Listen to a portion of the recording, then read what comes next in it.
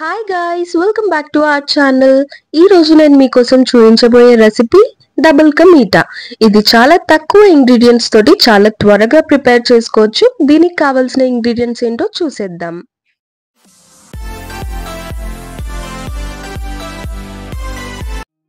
So దీనికి కావాల్సిన ingredients 6 to 7 ఇలాచీస్, ఒక 10 to 15 వరకు కిస్మిస్, 10 to 15 cashews, few slices of bread, ఇంకా బ్రెడ్ ఫ్రై చేయడానికి మెల్టెడ్ గీ, స్వీట్నెస్ కి సరిపడా 2 cups ఆఫ్ షుగర్. సో చూసారు కదా, ఈ తక్కువ ఇంగ్రీడియంట్స్ తోటి డబుల్ కా మీఠా ఎలా ప్రిపేర్ చేసుకోవాలో చూసేద్దాం.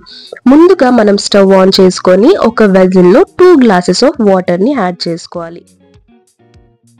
ఈ వాటర్ ని మనం షుగర్ సిరప్ ప్రిపేర్ చేసుకోవడానికి యాడ్ చేసుకుంటున్నాము.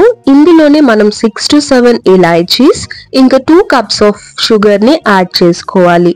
ఇందులో నేను ఏ మాత్రం ఆర్టిఫిషియల్ కలర్స్ ని యాడ్ చేయట్లేదు. మనం న్యాచురల్ గా ఇందులోకి సాఫ్రన్ ని యాడ్ చేసుకుంటున్నాము. దీనివల్ల ఒక మంచి కలర్ వస్తుంది, ఇంకా ఫ్లేవర్ కూడా చాలా బాగుంటుంది. ఈ సాఫ్రన్ ని మా చిన్నక్క US నుంచి తీసుకొచ్చింది, చాలా బాగుంటుంది. నెక్స్ట్ మనము గీని హీట్ చేసుకొని ఈ బ్రెడ్ స్లైసెస్ ని క్యూబ్స్ లాగా కట్ చేసుకొని ఈవెన్ గా ఫ్రై చేసుకోవాలి. మనం దీన్ని 2 sides టర్న్ చేస్తూ సేమ్ కలర్ లో ఫ్రై అయ్యేలాగా ఫ్రై చేసుకోవాలి. చూసారు కదా ఎంత మంచి కలర్ వచ్చిందో. ఇలా డార్క్ కలర్ లోకి చేంజ్ అయిన తర్వాత మనం దీన్ని పక్కకు తీసేసుకోవాలి. చూసారు కదా, మన షుగర్ సిరప్ కూడా ఇప్పుడు బాయిల్ అవ్వడం స్టార్ట్ అయిపోయింది. ఇప్పుడు మనం ఫ్రై చేసుకున్న బ్రెడ్ స్లైసెస్ ఉన్నాయి కదా, ఈ షుగర్ సిరప్ లోకి యాడ్ చేసేయాలి.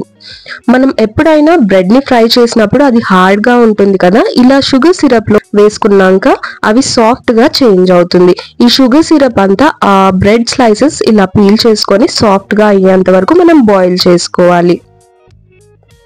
చూసారు కదా, వాటర్ బాగా బాయిల్ అవుతుంది, ఇంకా బ్రెడ్ స్లైసెస్ కూడా సాఫ్ట్ గా అవ్వడం స్టార్ట్ అయింది. ఇలా మనకి బ్రెడ్ సాఫ్ట్ గా ఒక్కసారి అయిన తర్వాత స్టవ్ ఆఫ్ చేసేసుకొని మనం దీన్ని సర్వింగ్ బౌల్లోకి తీసేసుకోవచ్చు.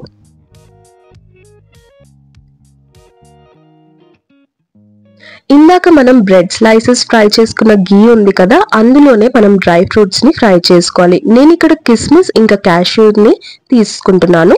మీకు కావాలంటే ఇంకేదైనా డ్రై ఫ్రూట్స్ ని కూడా ఇందులోకి యాడ్ చేసుకోవచ్చు. చూసారు కదా, ఎంతో సింపుల్ గా ఎంతో ఈజీగా మనం డబుల్ కా మీఠాని ప్రిపేర్ చేసేసుకున్నాము. ఈ రెసిపీని మీరు ఖచ్చితంగా ట్రై చేయండి, మీకు కూడా బాగా నచ్చుతుంది. మీకు ఇంకా ఏవైనా కొత్త రెసిపీస్ నా నుంచి చూడాలనుకుంటే కామెంట్ సెక్షన్ లో కామెంట్ చేయండి. Until then bye.